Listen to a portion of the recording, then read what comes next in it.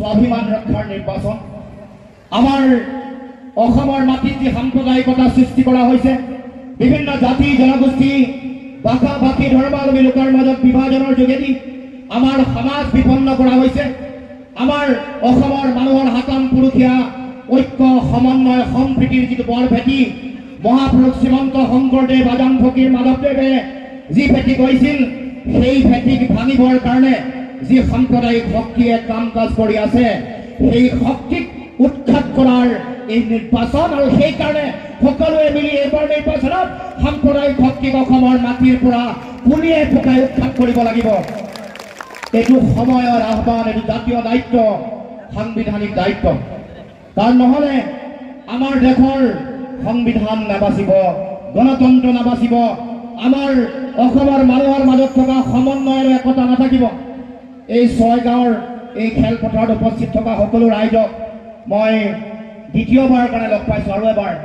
যোৱা বছৰ লগ পাইছিলোঁ সেইবাৰো আছিল হাজাৰ হাজাৰ মানুহ আৰু আজি দ্বিতীয়বাৰৰ কাৰণে পুনৰ আপোনালোকক লগ পালোঁ আৰু লগ পাই এটা কথা মোৰ পুনৰ অনুভৱ হৈছে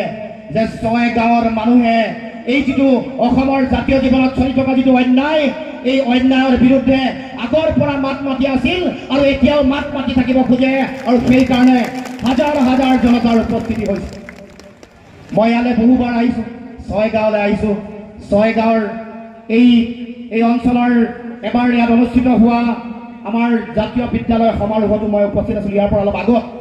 জাতীয় বিদ্যালয় সমাৰোহ তাতকৈ আগত এবাৰ সোণতলী চাপৰিলৈ গৈছিলোঁ গতিকে ইয়ালৈ মই প্ৰায় আহিয়ে থাকোঁ সোণতলী চাপৰি আজি য'ত সভা হৈছে সোণতলী চাপৰি যিখন হায়াৰ ছেকেণ্ডেৰী আছে উচ্চতৰ মাধ্যমিক বিদ্যালয় তাৰ বিহুলৈ গৈছিলোঁ এই বিহুটো হাজাৰ হাজাৰ মানুহ আছিল আৰু আজি পুনৰ ইয়ালৈ আহি গৰৈমাৰীলৈ পুনৰ আহি মই এটা কথা ক'ব খোজোঁ যে এই অঞ্চলৰ মানুহৰ এটা জাতীয়তাবাদী মন আছে আমাৰ নিজৰ ভাষা কৃষ্টি সংস্কৃতিৰ প্ৰতি সকলোৰে দায়বদ্ধতা আছে সেইকাৰণে চুকে কোণে গাঁৱে গাঁৱে জাতীয় বিদ্যালয় গঢ় লৈ উঠিছে গতিকে এই জাতিৰ প্ৰতি জাতিৰ ভাষাৰ প্ৰতি যিটো ভাল পোৱা দায়বদ্ধতা এইটো সদায় জীয়াই ৰাখিব লাগিব এইটোৱেই অসমৰ মানুহৰ শক্তি এইটোৱে অসমীয়া মানুহৰ স্বাভিমান এই দায়িত্ব যাতে গৰৈমাৰীৰ ৰাইজে ছয়গাঁৱৰ ৰাইজে যাতে সদায় জীয়াই ৰাখে তাৰ কাৰণে সকলোৰে প্ৰতি মই আহ্বান জনাইছোঁ ৰাইজ ইতিমধ্যে গৌৰৱ গগৈ ডাঙৰীয়াই ক'লে ভূপেন বৰা ডাঙৰীয়াই ক'লে আমাৰ সন্মানীয় যিগৰাকী প্ৰাৰ্থী তেখেতেও আপোনালোকৰ লগত বহু কথা ক'লে মই আগতেও আহোঁতে বহুত দীঘলীয়া কথা কৈছোঁ ঘণ্টাই ঘণ্টাই কথা কৈছোঁ আজি বহু দীঘলীয়া কথা নকওঁ কিন্তু আপোনালোকৰ ওচৰলৈ এটাই বাৰ্তা দিবলৈ আহিছোঁ যে ইতিমধ্যে উজনি অসমত ৰাইজৰ জনতাৰ যিটো চুনামী সেই চুনামীত ইতিমধ্যে বিজেপি টচ লছ হৈছে এতিয়া ৰাইজৰ দায়িত্ব উজনি অসম খতম হৈ গ'ল শেষ হৈ গ'ল উজনি অসমত বিজেপি পদুম ফুল উফৰি গৈছে মধ্য অসমৰ নগাঁও সমষ্টিত প্ৰদ্যুৎ বৰদলৈ ডাঙৰীয়া সাংসদ হোৱাটো 100% নিশ্চিত মধ্য অসমত ৰাইজে সিদ্ধান্ত লৈছে বৰাক উপত্যকাত ইতিমধ্যে কৰিমগঞ্জ সমষ্টিৰ পৰা আমাৰ হাফিজ ৰছিদ আহমেদ চৌধুৰী ডাঙৰীয়া সাংসদ হোৱাটো প্ৰায় চূড়ান্ত হৈছে এতিয়া এইবাৰ দায়িত্ব গুৱাহাটী লোকসভা সমষ্টিৰ ৰাইজে যাতে বিপুল ভোটত যাতে মীৰা বৰঠাকুৰ গোস্বামী ডাঙৰীয়াক ইয়াৰ পৰা যাতে জয়লাভ কৰোৱাৰ কথা কাৰণ আমাক কণ্ঠ লাগিব নিমাতী কন্যা বহুত দেখিলোঁ দিল্লীৰ চকুত হৈ কথা ক'ব নোৱাৰা বহুত ব্যক্তি দেখিলোঁ এনেকৈ মেৰুদণ্ড বেকা কৰি জীয়াই থকা আমাৰ নেতাক দেখিছোঁ আমাক লাগে এনেকুৱা নেতা বা এনেকুৱা নেত্ৰী যিসকলে আমাৰ ৰাইজৰ মনৰ কথা কয় ৰাইজৰ হকে যুঁজিব পাৰে ৰাইজৰ হকে যুঁজি নিজৰ অধিকাৰ আজুৰি আনিব পাৰে তেনেকুৱা নেতা আমাৰ দৰকাৰ আৰু মই ভাবোঁ যে মীৰা বৰঠাকুৰ ডাঙৰীয়ানীয়ে সেই দায়িত্ব জাতীয় দায়িত্ব পালন কৰিব পাৰিব ইতিমধ্যে অসমৰ ৰাইজৰ মাজত মীৰা বৰঠাকুৰ বুলি ক'লে সকলো মানুহেই জানে উজনি নামনি সকলো প্ৰান্তৰ মানুহে মীৰা বৰঠাকুৰ ডাঙৰীয়ানীক জানে বহু দিনৰ পৰা ৰাইজৰ কাৰণে যুঁজি আছে ৰাইজৰ হকে কাম কৰিছে কা বিৰোধী গণ আন্দোলনৰ সময়ত তেওঁ এগৰাকী নেত্ৰী হিচাপে আত্মপ্ৰকাশ কৰিছিল গতিকে মই আশা ৰাখিছোঁ এইগৰাকী ব্যক্তি এইগৰাকী নেত্ৰী যদি লোকসভাৰ মজিয়ালৈ যায় অসমৰ কাৰণে মীৰা বৰঠাকুৰ এগৰাকী অগ্নিকন্যা হ'ব অগ্নিকন্যা হৈ দিল্লীত গুজৰি উঠিব আৰু আপোনালোকৰ ৰাইজৰ সমস্যাসমূহ সমাধান কৰিব বান গৰা খহনীয়াৰ সমস্যাই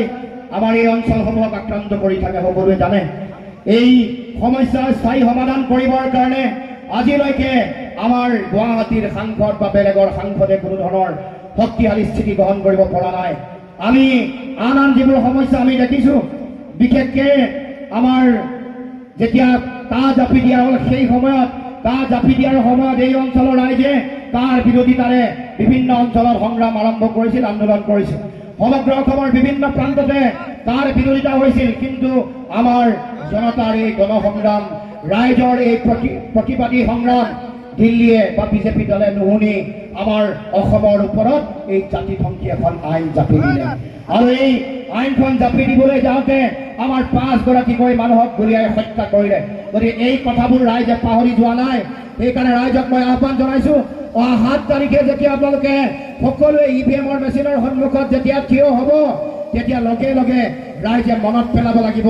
অসমৰ মানুহক কৰা বিজেপি দলৰ যি অন্যায়। কাহ জাপি দি আমাক অন্যায় কৰিলে, এই জাতীয় অন্যায়ৰ কথা ভাবি ৰাইজে ভোটদান কৰিব লাগিব। 5গৰাকী মানুহক গুলীয়াই হত্যা কৰিলে, এই যে জাতিক কৰা যি অন্যায়, এই অন্যায়ৰ বিৰুদ্ধে ৰাইজে অহা 7 তাৰিখে ভোটদান কৰিব লাগিব। গতিকে এইবাৰ এই নিৰ্বাচন বিজেপিৰ প্ৰাৰ্থীগৰাকীৰ লগত আমাৰ মীৰা বৰঠাকুৰ গোস্বামী ডাঙৰীয়াৰ যুঁজ নহয়, যুদ্ধ নহয়। এইবাৰ এই নিৰ্বাচন বিজেপিৰ লগত, বিজেপিৰ এই ভয়াৱহ সাম্প্ৰদায়িক নীতিৰ লগত, আমাৰ জাতীয় জীৱনত কৰা অন্যায়ৰ লগত আমাৰ জনতাৰ, জনগণৰ এবাৰ পোনপটীয়া যুঁজ হ'ব। আৰু এই যুঁজত ৰাইজে উত্তৰ দিব, আমাক কৰা অন্যায়ৰ উত্তৰ দিব, আৰু ৰাইজে ইয়াৰ প্ৰতিশোধ ল'ব।